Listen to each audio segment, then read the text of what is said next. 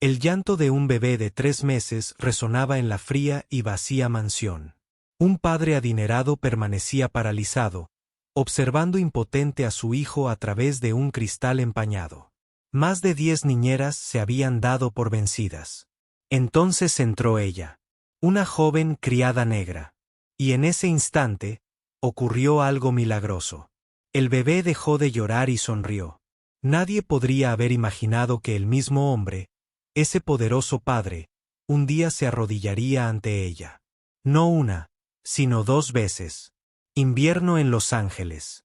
El llanto desgarrador de un bebé resonaba en los imponentes muros de una mansión de miles de metros cuadrados. La nieve cubría los escalones de la entrada, pero el frío dentro de la casa era mucho más penetrante. Arriba, en una lujosa habitación infantil forrada con costosas alfombras de piel, el bebé Elliot, de tan solo 3 meses, gritaba hasta que su cara se enrojeció. Sus pequeños puños se agitaban impotentes en el aire, su delicada piel enrojecida por el agotamiento. Había rechazado el biberón durante 12 horas seguidas. 3 niñeras habían ido y venido, derrotadas y agotadas. Nadie podía consolarlo. Abajo, en una oficina aislada en un sótano, Graham Whitmore, uno de los magnates tecnológicos más ricos de California, permanecía inmóvil frente a la brillante pantalla de una computadora. La luz azulada proyectaba sombras sobre su rostro demacrado y sus ojos sin vida. Desde el día en que su esposa murió durante una cesárea de emergencia, rara vez había abrazado a su hijo. No por negligencia, sino por miedo. Miedo de enfrentar la verdad de que ella nunca regresaría. Miedo de escuchar los llantos desgarradores de un niño que nunca conocería a su madre. Elliot seguía llorando, y la mansión permanecía más fría que nunca. Cuando la puerta de la habitación de los niños se abrió de golpe, entró una joven negra. De figura esbelta, ojos tiernos y una mirada que ocultaba algo innombrable, algo que aún no se había dicho en voz alta. Amara, de 25 años, acababa de ser contratada como la nueva cuidadora después de que 2 niñeras anteriores renunciaran abruptamente. Llevaba un uniforme impecable, se movía con gracia y hablaba con una voz tan suave que podría arrullar a un niño. Pero detrás de esa calma exterior se escondía un corazón que aún sangraba.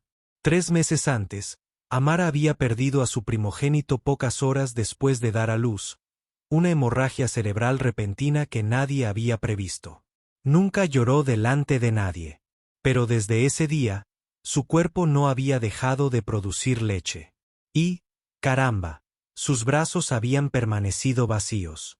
Ahora, de pie ante la cuna blanca, mirando al bebé Elliot acurrucado bajo una gruesa manta de lana, algo en su interior se apretó, un dolor profundo y antiguo que solo una madre podía sentir. No era el trabajo lo que la conmovía. Era algo mucho más profundo, algo primario, algo que no podía explicar pero que no podía ignorar. Por primera vez, Amara abrazó a Elliot. El bebé la miró con los ojos húmedos. Y de repente, sonrió. Una sonrisa débil y frágil, pero llena de confianza, como si hubiera encontrado a alguien que había perdido hacía mucho tiempo. A Amara se le encogió el corazón. Y en ese momento, ya no recordaba quién era, solo que tenía que mantener con vida a ese niño. Era casi medianoche. La nieve seguía cayendo fuera de la ventana, cada copo aferrándose al borde del techo como si el tiempo se hubiera congelado. Dentro de la habitación del bebé, solo se oía el suave gemido de Elliot. Sus labios temblaban y sus pequeñas manos ya no tenían fuerza para alcanzarlo. Amara se quedó quieta junto a la cuna. La lógica le gritaba que retrocediera, pero su corazón se negaba. Había sido madre una vez, y una vez que se es madre, no se puede apartar la mirada del sufrimiento de un niño. Del hambre, del frío, de la ausencia de un calor que debería haber conocido desde su nacimiento. Por fin, como si nada en el mundo pudiera detenerla, Amara se desabrochó la blusa con suavidad. Atrajo a Elliot hacia sí y le susurró, temblorosa, tómala, cariño. Es la única manera de que te mantengas lo suficientemente fuerte para vivir. En el instante en que su pecho rozó sus labios, Elliot empezó a mamar con avidez y durmió plácidamente por primera vez. Pero justo entonces, unos pasos retumbaron tras ella. La puerta se abrió de golpe. Graham se quedó allí, aturdido, luego pálido. Para él, la escena era una violación atroz, íntima, inapropiada y ajena a cualquier ayudante. Sin dejarla explicar, su voz rompió el silencio. «Recoge tus cosas ahora». Esa noche, Amara salió de la mansión sin una sola despedida. Sin lágrimas, sin súplicas, ni siquiera una palabra de disculpa. No necesitaba que nadie la comprendiera. No le importaba conservar el trabajo. Lo único que la hizo mirar atrás fue el llanto cansado del bebé Elliot resonando tras la puerta cerrada. Una mochila desgastada colgada del hombro era todo lo que llevaba. Sus finas zapatillas de lona se clavaban en el pavimento nevado, dejando huellas profundas y solitarias en la oscuridad. Pero quizás lo más frío de todo no era la nieve bajo sus pies. Era la mirada de Graham, afilada como una cuchilla, la que cortaba el frágil hilo que aún unía a los humanos. Apenas unas horas después, Elliot volvió al mismo estado de antes. Se negaba a comer, no dormía. Sus pequeñas manos arañaban el aire, buscando algo o a alguien que no podía identificar. Su piel palideció y cada llanto se debilitaba, como si su pequeño cuerpo se rindiera. Presa del pánico, Graham contrató a 5 niñeras más en rápida sucesión, las mejores de la ciudad. Llamó a nutricionistas pediátricos, psicólogos infantiles e incluso a una enfermera privada de guardia las 24 horas. Pero, curiosamente, nada funcionó. Nadie podía calmar a Elliot. Nadie podía reemplazar a la mujer que se había marchado en silencio. Esa mañana, mientras revisaba los archivos de recursos humanos en busca de una 6ª niñera, Graham sacó con indiferencia las imágenes de las cámaras de seguridad de la mansión y se quedó paralizado. En las imágenes granuladas y con fecha de medianoche, el bebé Elliot yacía tranquilo en los brazos de Amara. Su rostro ya no estaba contraído por la angustia, sino sereno, de una forma extraña. Sus labios se curvaron en una leve y extraña sonrisa, pura y libre de cargas. Pero lo que realmente atrajo la mirada de Graham no fue el detalle del rostro de Elliot. Fue la pequeña mano del bebé, agarrando un mechón del cabello de Amara, sujetándolo con fuerza como si fuera el último hilo biológico que lo anclaba a la vida. En 12 largas semanas, Graham nunca había visto a su hijo dormir tan profundamente. Ciertamente, nunca lo había visto sonreír. Y en ese momento, una pregunta se apoderó de su mente. Lentamente, pero con la fría certeza del acero forjado. ¿Y si todo estaba mal desde el principio? Por primera vez desde que se refugiara en el trabajo y el duelo, Graham dejó de mirar los informes de laboratorio y las nóminas y miró, realmente miró, a los ojos de su hijo, y una dolorosa verdad comenzó a tomar forma. Tal vez fue él quien abandonó al niño desde el principio. Y tal vez Elliot nunca necesitó una niñera. La necesitaba a ella. A última hora de la tarde, una espesa niebla cubría Los Ángeles, y capas de nieve vieja mezcladas con lluvia pintaban las aceras de un gris apagado, como un interminable velo matutino que se extendía por cada cuadra. Graham detuvo su auto frente a un complejo de apartamentos deteriorado en el lado sur de la ciudad, el lugar donde solo unas semanas antes, una joven negra había salido a la fría noche con nada más que un corazón sangrando en su pecho. Llamó a puerta tras puerta. No fue hasta que llegó a un apartamento del 2º piso que una anciana entreabrió su puerta, mirándolo con sospecha. Cuando preguntó por Amara, su expresión se suavizó en un suspiro. Vivió a mi lado durante 3 meses, dijo la mujer en voz baja. Perdió un recién nacido, todavía no lo ha superado. Su mirada se volvió distante. Algunas noches la oía llorar, pero no era el llanto de un bebé. Graham no dijo nada. Las palabras golpearon como una bofetada silenciosa en el pecho. Horas después, surgió otra pista. Una nota adhesiva arrugada guardada en una carpeta vieja. Cocina comunitaria OPE, 8 Western Avenue. Esa noche, Graham estaba de pie frente a la ventana empañada de un pequeño comedor social. A través del cristal empañado, vio a Amara con un delantal limpiando suavemente la cara de un niño sin hogar. Y en ese instante de silencio y fugaz, vio a una mujer que hacía que el mundo entero se sintiera un poco más suave. El aire dentro de la cocina comunitaria se llenó del cálido aroma a gachas de arroz integral y verduras al vapor. Las cucharas tintineaban contra las ollas, y el sonido de las risas infantiles resonaba por la habitación. Amara estaba agachada atando los cordones de los zapatos de una niña cuando una figura apareció en la puerta. Silenciosa, pero pesada. Graham. No entró de inmediato. Se quedó inmóvil un largo rato, luego caminó lentamente hacia el centro de la sala. Decenas de personas cenando guardaron silencio mientras Graham se arrodillaba sobre el frío suelo de hormigón. Apretó los puños con fuerza, su voz áspera como piedras raspando acero. Mi hijo se está muriendo y yo ahuyenté a la única persona que podía salvarlo. Toda la habitación se congeló. Amara se quedó inmóvil. Su delantal estaba floreado. Tenía los ojos rojos, pero no cayó ni una sola lágrima. No caminó hacia él. En cambio, habló lenta y claramente: no voy a volver por ti, Graham. Voy a volver por ese niño. 3 horas después, Amara cruzó las puertas de la mansión. Las mismas puertas que una vez solo albergaron fríos recuerdos. Esta vez no levantó la cabeza. No dijo nada más. Y durante el viaje de regreso, no miró a Graham ni una sola vez. Cuando él habló, ella respondió con suavidad pero firmeza: sí, señor. Sin emoción, sin resentimiento, solo una madre. Volviendo al bebé que una vez la miró y sonrió. A las pocas horas de regresar, Amara abrazó a Elliot. Y como por un milagro indescriptible, el bebé comenzó a mamar de nuevo.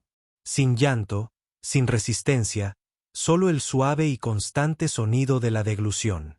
Y entonces sus ojos se cerraron lentamente en un sueño profundo y tranquilo.